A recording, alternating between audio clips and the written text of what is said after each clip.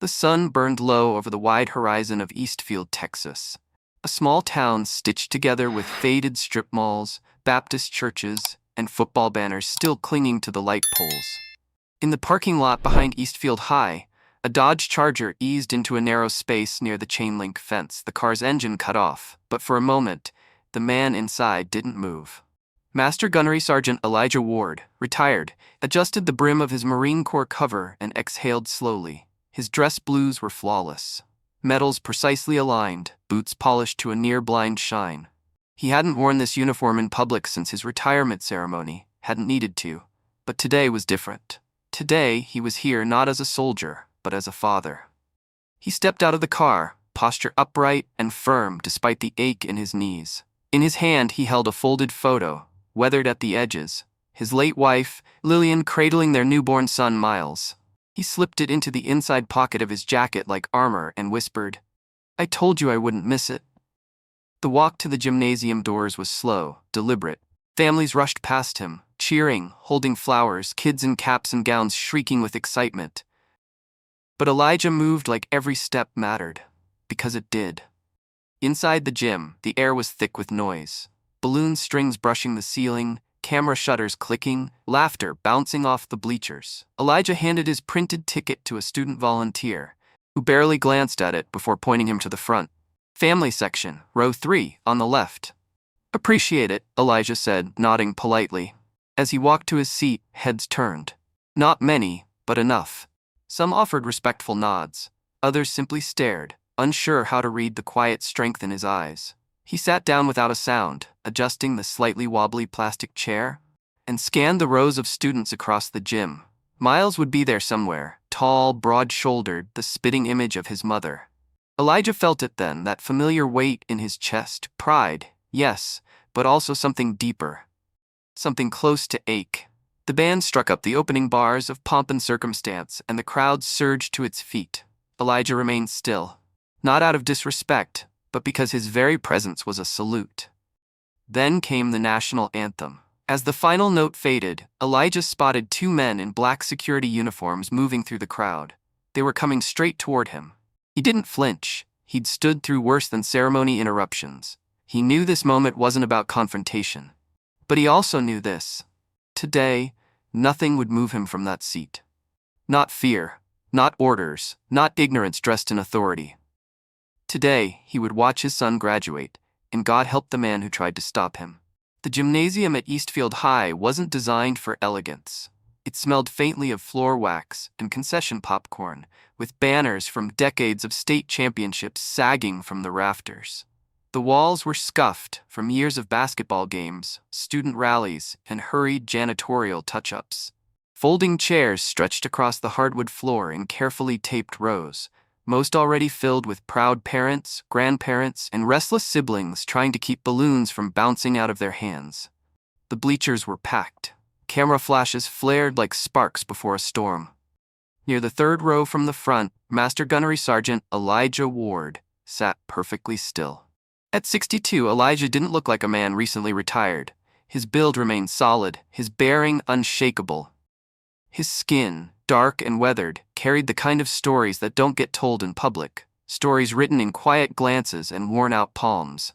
A narrow scar curved above his left brow, nearly invisible unless you knew to look for it. His hair, cropped tight and streaked with silver, matched the sharpness in his green eyes that scanned, assessed, but never darted. He wasn't just present, he was anchored. Though his dress blues fit like they always had, there was something ceremonial about him today that went beyond the uniform. On his chest, just over his heart, was a small bulge. The folded photograph, a picture taken 20 years earlier, his late wife Lillian, cradling baby Miles with a smile so radiant it made the hospital room glow. She had died 6 years ago, but Elijah still spoke to her, especially on days like this.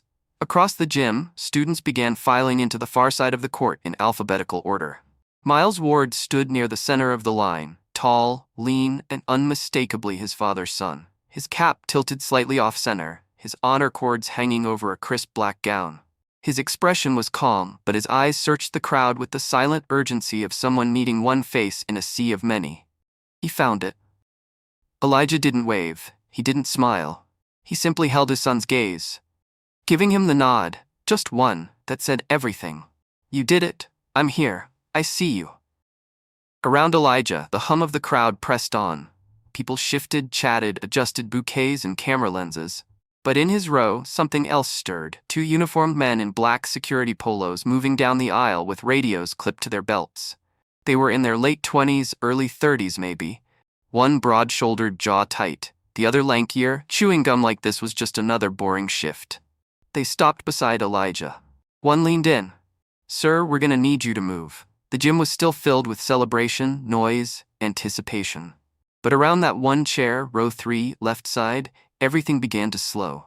Because Elijah Ward had moved mountains in silence. He had led men through fire and brought them home. And now, when asked to move, he simply didn't. Excuse me, sir, the shorter guard said again, his voice a notch firmer. This section's for families of graduating students. You'll need to relocate to general seating in the back. Elijah Ward didn't blink. Instead, he slowly reached into the inside pocket of his dress blues and pulled out a neatly folded printout, an official seating assignment highlighted in yellow. He handed it over with deliberate calm. Third row, left side, family section, printed and approved. The taller guard, name badge reading K. Martin, took a quick glance, frowned, and muttered something under his breath. But the shorter one, T. Riley, didn't even look at it. His stance didn't shift. We've been told this row is at capacity. You'll need to move now, sir. Elijah didn't raise his voice. He didn't challenge them. He simply said, this seat was empty when I arrived. I've already checked in, and I intend to stay seated until my son walks that stage. Around them, conversations faltered. A few people leaned forward, subtly angling phones. One older woman, seated a row behind, whispered, he was here before I even sat down. Another nodded quietly. The guards, however, were undeterred. We're just doing our job, Martin muttered, chewing harder on his gum. Don't want any issues, just need you to cooperate. Elijah tilted his head slightly as though weighing the air itself. Cooperation implies reason, he replied softly. You haven't given me one. Riley stepped in closer, his boot now brushing Elijah's chair leg. Look, he said, his tone dropping to something colder. You can either move calmly or we escalate this. The words weren't loud, but they didn't need to be. A ripple went through the crowd. Not panic, not yet, but awareness. Eyes turned, phones tilted again. A teacher near the edge of the bleachers began to rise, hesitating. Elijah breathed in through his nose, slow and controlled. I buried men younger than you, he said quietly, eyes locked on Riley's. Not because they were wrong, but because they stood their ground for what was right. You want to escort me out of this seat, son? You'll need more than a badge and a walkie-talkie. For a moment, Riley froze, not in fear, but in uncertainty. Something about Elijah's tone, the weight of it, carried years behind it. Combat, leadership, sacrifice. It wasn't bravado, it was fact. You trying to start something? Martin said, louder now. No, Elijah said, turning forward again, posture unmoved. But I'll finish it if I must. The guards stood there, unsure of their next move. But then, without warning, a man in the back row stood. No words, just a slow, intentional rise. Then another, then another. 3 men, separate, scattered, casual in dress but unmistakable in presence, now stood quietly, arms crossed, eyes forward. They didn't say a word, they didn't have to. Elijah didn't turn to see them. He already knew. Inside the gymnasium, the sound of the national anthem faded, leaving behind the hum of folding chairs and whispered conversations. Elijah Ward sat perfectly still in the third row, hands resting loosely on his thighs, eyes locked on the stage. Though dressed in full Marine Corps dress blues, with polished metals glinting under the gym lights, he made no effort to draw attention. His presence alone did that. The seat ticket, printed in black and white ink and creased from the ride, sat in his jacket pocket, ready if anyone asked again. He had already shown it to a volunteer outside, who directed him to family seating near the front. Yet, 2 men approached him now, not school officials, but private security. Black polos, cargo pants, radios on their belts.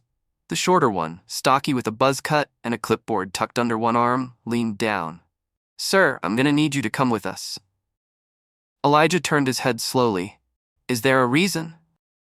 This area is reserved for family members only, the taller one added, chewing gum like it was a challenge. You're not listed on the seating chart.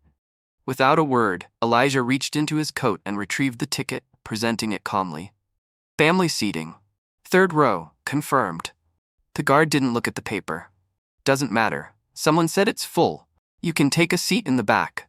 Elijah's tone remained level, eyes unwavering. It was full when I sat down, so tell me, who exactly gave that order? The gum chewer hesitated. It was the kind of pause that revealed uncertainty, a shift in balance neither of them had anticipated. A few people nearby glanced over.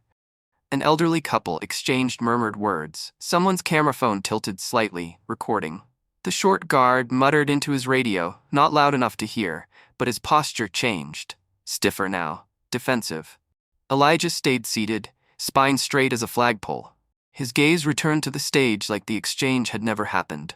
3 rows back, a man in civilian clothes stood slowly, arms crossed, broad shoulders, trim beard, a quiet authority about him. He didn't speak, just took a seat near the aisle and watched. Then another stood, and another.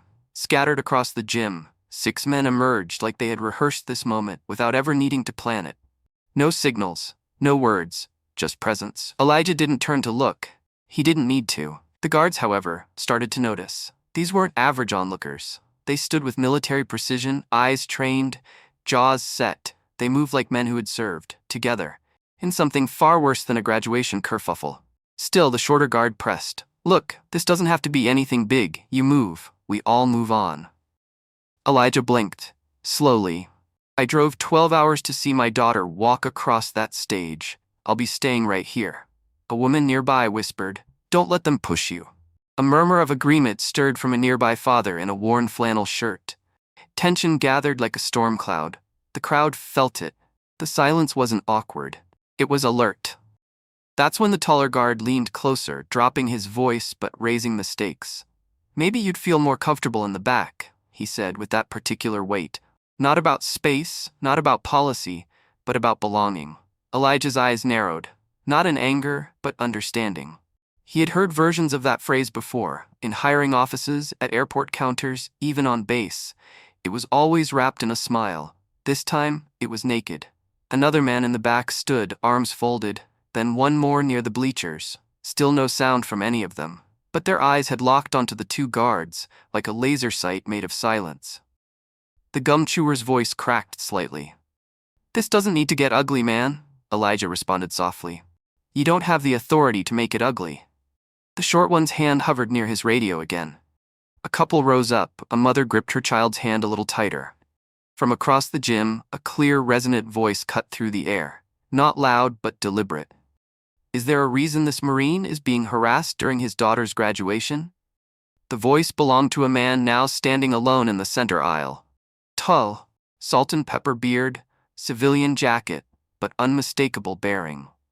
The short guard turned. Who are you? The man stepped forward. Someone who knows what loyalty looks like. And I know this man, so unless there's a fire drill, you'd better explain yourselves. 2 more of the men, one near the exit, one behind the soundboard, stood quietly. The tall guard began to stammer. Sir, this is private security business. No, the man cut in. This is public humiliation, and you're out of your depth. Elijah remained motionless, still as a mountain, still as he'd been under fire in foreign deserts. But inside, his breath slowed to a rhythm he knew too well. Not fear, readiness. The principal finally emerged near the front, whispering sharply to the guards. Whatever she said made their expressions flicker, uncertainty giving way to retreat. Still, they didn't move. Elijah stood, not abruptly, not aggressively, but with the certainty of a man who didn't need to raise his voice to command attention. He looked the taller one dead in the eye. You came here to show power. I came here to show restraint. Behind him, the 6 men were still standing. No orders, just readiness. He looked past them all to the edge of the stage, where his daughter Maya stood in her cap and gown, eyes wide, lips trembling with a mix of pride and fear. And in that moment, Elijah realized, the real test wasn't the war he'd fought overseas. It was here, on home soil, in a high school gym, where silence was the loudest form of strength. For a few long seconds, the room seemed suspended in a breath. Elijah Ward stood at full height, his back straight, shoulders squared, and chin lifted, not with defiance, but with something far more dangerous to men who wielded shallow authority, quiet dignity. His dress blues caught the gymnasium lights just enough to reflect the polished brass of service. A ripple of unease traveled down the two security guards' spines. They had entered this moment believing they were dealing with an ordinary man. They were wrong. Behind him, the silent brothers in arms, SEALs, Rangers, Marines, stood still, yet they seemed to grow in number, simply by standing together. No threats, no violence, just presence. And sometimes, presence speaks louder than fists. Principal Ramirez stepped forward again, heels clicking on the polished hardwood. Her expression now was no longer neutral, it was concern. Not for the guards, but for the mistake that had unfolded under her watch. "Gentlemen," she addressed the two guards, "return to your posts." "But ma'am," the tall one began. She raised a single hand. "Now." Their retreat was awkward, shoulders hunched slightly, faces a deep red of shame and bruised pride. But no one clapped, no one jeered. Because the moment had become something sacred. Elijah didn't gloat, he didn't smile, he simply returned to his seat in silence. One by one, the other men, his comrades, sat down too, as if a battle line had been drawn and then dismissed with honor. Up on stage, Maya Ward hadn't moved. She stood frozen, cap slightly askew, diploma folder clutched in white-knuckled fingers. She had seen everything. From the guards to the gathering men to her father, her rock, standing against a tide with nothing but his stillness. Elijah met her eyes and gave the subtlest nod. "You're safe. It's done." Principal Ramirez turned toward the podium, clearing her throat. "We now continue our program. Maya Elise Ward, valedictorian of this year's class, please step forward." A burst of applause erupted, more energetic than before, but not loud. It was reverent. Maya stepped to the microphone, eyes flickering down to the note cards in her hand. Notes she no longer needed. She took a breath and set them aside. "When I was younger," she began, voice steady despite the emotion cracking beneath, "I thought strength meant shouting the loudest, being the fastest, winning the most." She paused, glancing at her father in the third row. "But I was wrong. Real strength is something you carry quietly. It's the ability to sit in a storm and never bend, to speak without shouting, to lead without forcing." Her voice grew firmer. "My father taught me that." A hush fell over the audience, tighter than before. No one coughed, no phone buzzed, just her words, honest and bare. Today isn't just about academic success, it's about who we become when no one is watching, or when everyone is, when we are tested not by failure but by power, and how we choose to use it. She looked straight at the security guards who shifted in their spots by the gym doors and then back to the crowd. "My father has worn a uniform longer than I've been alive. He's seen things he doesn't speak about, sacrificed more than I understand. But today, what he showed me wasn't combat strength, it was character." Another pause. Her eyes glistened. "I hope someday to have half his restraint, half his patience, half his honor." She stepped back. For a beat, no one moved. And then the gym exploded. Not in noise, but in standing ovation. Everyone on their feet. Every parent, every student. Even the janitor leaned against the wall, wiping his eyes. The only one still seated was Elijah Ward. But not out of pride, out of reverence for the moment. Until a hand touched his shoulder. He looked up. It was Principal Ramirez. "Sergeant Ward," she said, voice thick with emotion. "You've been saluted in battle, but may I?" She snapped to attention and rendered a sharp, formal salute. And then, as if choreographed, every person in the gym with military service followed suit. Veterans in the back rows, officers near the stage. Even a frail old man in a wheelchair struggled to lift his hand in trembling salute. Elijah rose, not to bask in it, but to accept it. His own salute was crisp, sharp, a movement owned over decades. The applause resumed, not wild but sustained, respectful. It was not for medals, not for war. It was for the kind of strength that holds the line when no one else will. As the national anthem played once more, Maya stepped down from the stage and into her father's arms. No words were exchanged. None were needed. In that moment, it wasn't just a graduation. It was a reckoning, a quiet rewriting of what a father meant, what a Marine could be, what dignity looks like under pressure. And for everyone who witnessed it, something shifted. A recalibration of values, of honor. After the ceremony, as folding chairs clattered and families gathered for photos, Elijah stood alone by the exit doors. He didn't seek attention. In truth, he never had. He simply waited. Maya found him there, diploma still clutched in hand, gown slightly wrinkled from all the hugs she'd received. "You waited," she said, smiling through a rush of tears. "I told you I would," Elijah replied, voice low, steady. They stood together in the doorway, father and daughter, watching the gym slowly empty, no fanfare, no cameras. Just a quiet bond between two people who had seen each other, truly seen each other, for the first time in public. Then came the men, the 6 who had stood for him, without prompt or order. They approached one by one, nodding in silent acknowledgement. The last of them, the older man who had first spoken out, reached into his coat pocket and handed Elijah a small black velvet box. Inside, a challenge coin. But not just any coin. On one side, the seal of the United States Marine Corps. On the other, engraved in brushed steel, "Courage is calm, strength is restraint. You showed both." Elijah held it in his palm, running a thumb over the raised lettering. It wasn't an award. It wasn't official. It was something rarer, respect, earned in silence. He nodded once, deeply, and the men dispersed as quietly as they had arrived, like ghosts of a brotherhood that didn't need words to be felt. Marking the end of it all, Maya tugged his sleeve. "You coming to the house?" Aunt Nia made peach cobbler. Elijah chuckled, the sound breaking the tightness of his expression. Wouldn't miss it. And as they walked out into the sunlight, the gym doors closing behind them, neither of them spoke of the moment that had just passed. Not because it didn't matter, but because they both knew. What was shown in silence would echo longer than anything said out loud. Later that evening, the Ward family gathered at Aunt Nia's house, tucked between oak trees on the quiet side of Killeen. The backyard buzzed with laughter, folding chairs, cousins playing tag, and music floating out from the kitchen window. Elijah sat under the back awning, away from the noise, sipping iced tea from a mason jar. The light had faded to that golden hour hue, soft, forgiving. He watched Maya across the yard, surrounded by friends and family, glowing.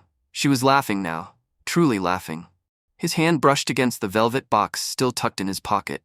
Not for the honor it represented, but for what it meant that someone had noticed. That someone had said, without needing to shout, "You mattered today." "Uncle Eli," came a voice beside him. It was Jalen, Maya's youngest cousin, barely 10. He wore an oversized marine cap that kept slipping down over his eyes. "Why didn't you yell at those guys today?" Elijah smiled gently. "Because yelling's easy, Jay, anyone can be loud. But being still, being sure, that takes more." "But they were wrong," the boy said. "They were," Elijah agreed, nodding.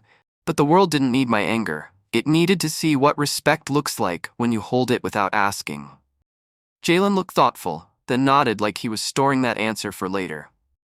As the night stretched on, Elijah stood quietly and looked to the stars. Maya found him again just as the fireflies started to blink in the yard. "Dad," she said, stepping up beside him. "I didn't say it earlier, but thank you for today, for not letting them steal that moment, and for not letting me forget who I come from." Elijah looked at her, that old photo of her as a baby flashing briefly through his mind. "You don't come from noise, Maya, you come from purpose." She nodded, tears threatening again. "You ready to drive home?" he asked. "Yeah," she whispered. "But can I ride with you? Just us?" He smiled. "Of course." They walked to the car together, the world quiet around them. No crowd, no spotlight, just a father and a daughter carrying the lesson forward. That strength isn't in how loudly you demand to be seen. It's in how you carry yourself, when no one is watching. If this story moved you even a little, take a moment. Not to hit like, not just yet, but to think about what real strength looks like. It's not in shouting the loudest. It's not in being the toughest in the room. It's in showing up, with quiet dignity, with purpose, and standing firm, especially when no one else will. If you believe the world needs more of that, more calm in the chaos, more honor without applause, then share this story with someone who needs to be reminded. Subscribe for more real stories about courage, character, and quiet power. And drop a comment below. What does true strength mean to you? Until next time, stand tall, speak less, mean more.